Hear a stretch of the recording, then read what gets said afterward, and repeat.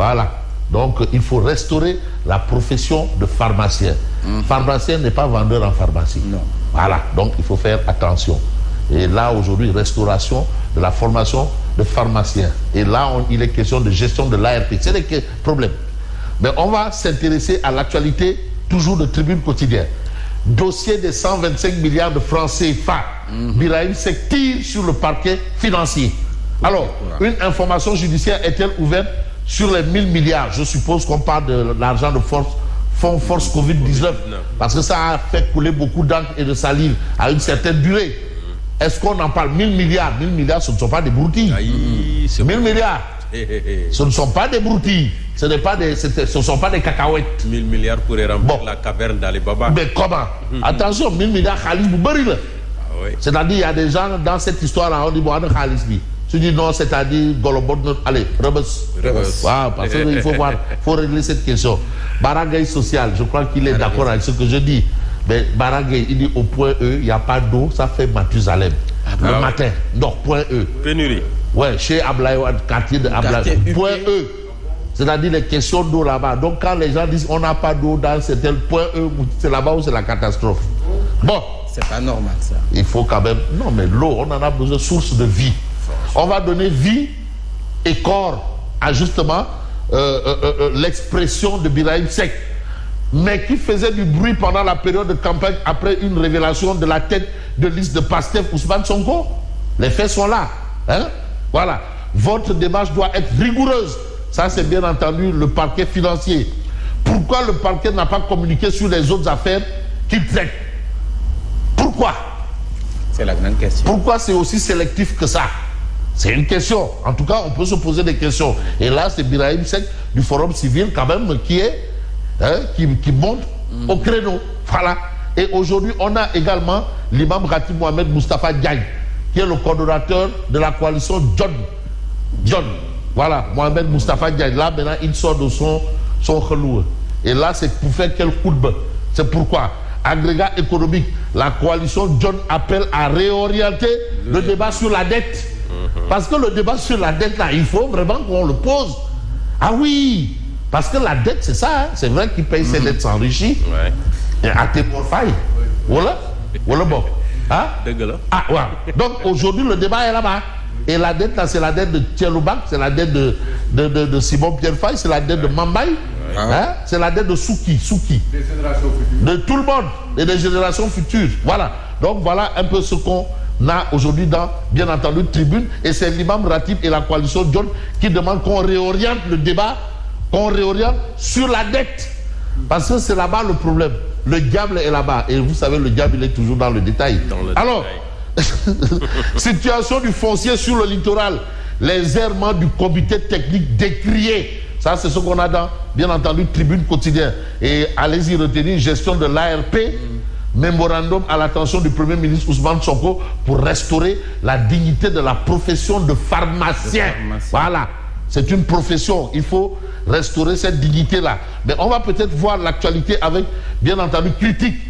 Éogène, extension, VDN, PUD, Guédiawaye, Yembel, Malika et Tivaouane Peulh, le PM annule toutes les attributions.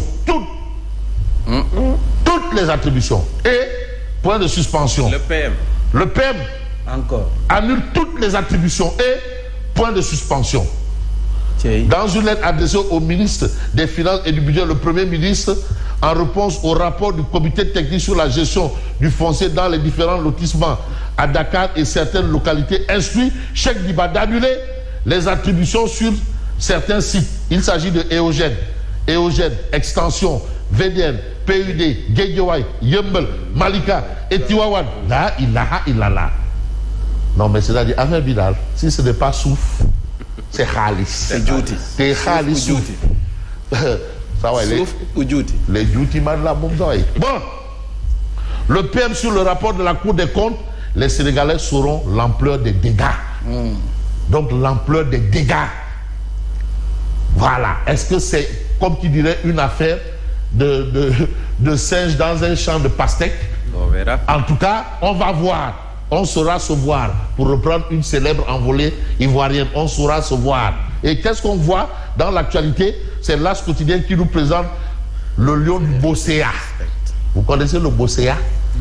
En tout cas, il y a le Saloum, il y a le Cayor, il y a le Cap-Vert, il y a le Guéri, qui est opposé au Wallo, humide, Guéri, aride. Il y a le Bosséa. Voilà. Il y a le Bosséa. Voilà, il y a le Bundu. Et aujourd'hui, c'est le Bosséa. Levée de l'immunité de Farba Ngom. Mais la célérité suspecte de l'Assemblée nationale. Qu'est-ce qui se passe? Pourquoi aller avec autant de vitesse? Vraiment. Aller à la vitesse de Formule 1, à la Alain Prost, ou bien à la Ayrton Senna.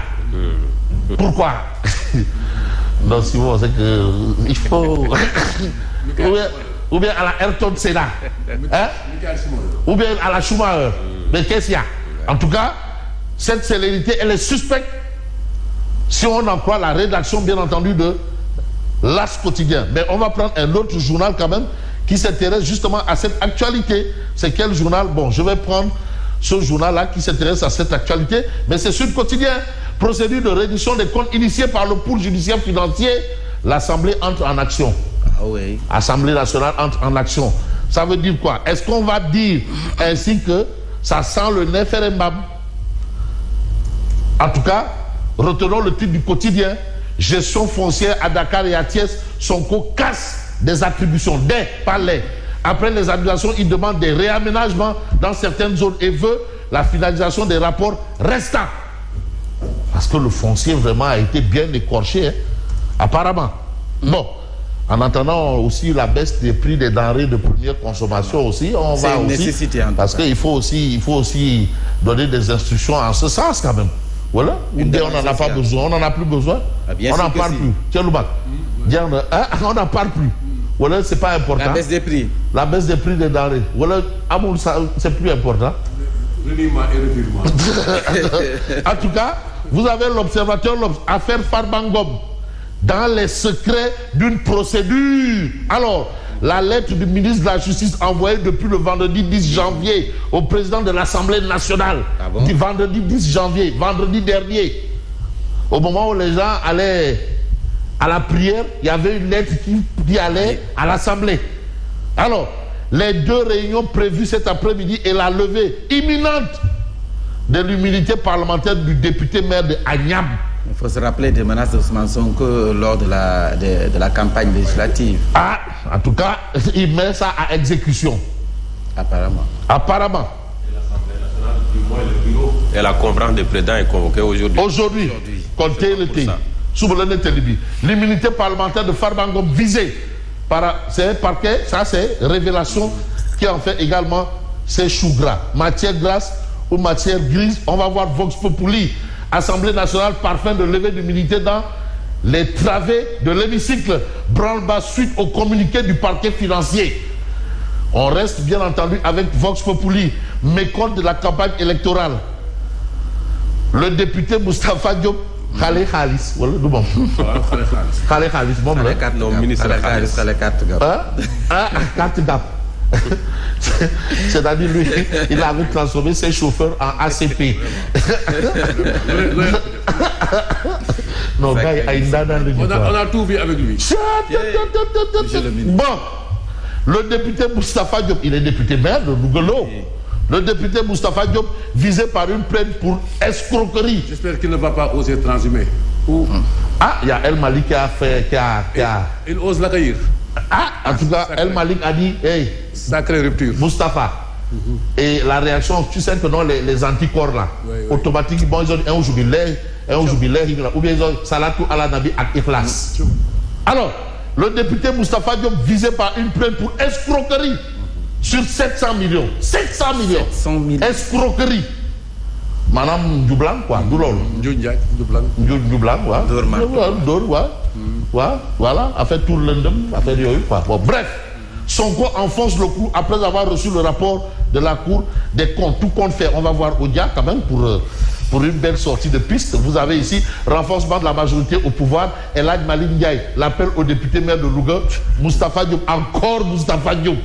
Et l'apologie de la transhumance. Les militants de Pastef grognent le président de l'Assemblée nationale sous les feux des critiques par rapport à ça. Voilà. Donc, On va peut-être voir Oumar Diakité Odia, s'il est dans la place. On essaiera de comprendre de quoi lui, il est capable. Odia. Ah voilà, Oumar Diakité. Oui.